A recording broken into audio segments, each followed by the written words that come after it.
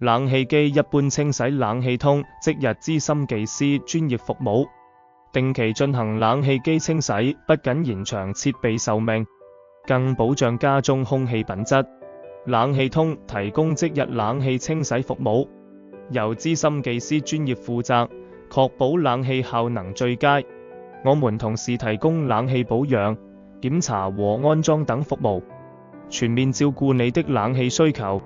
為何需要定期清洗冷氣機？節省電費。清洗冷氣機可改善運轉效率，降低電費開支，提升室內空氣品質。徹底清洗能有效去除細菌及灰塵，提供更清新的空氣，延長冷氣機壽命。定期清潔可避免零件過早老化，延長使用壽命，預防故障發生。及時清洗可預防堵塞和漏水問題，減少不必要的維修費用。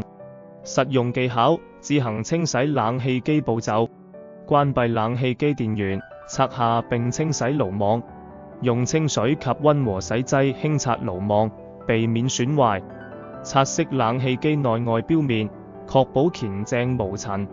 爐網晾乾後重新裝回機內，開啟電源，確認正常運作。冷氣機清洗常見問題 FAQ。 Q1 多久應該清洗一次冷氣機？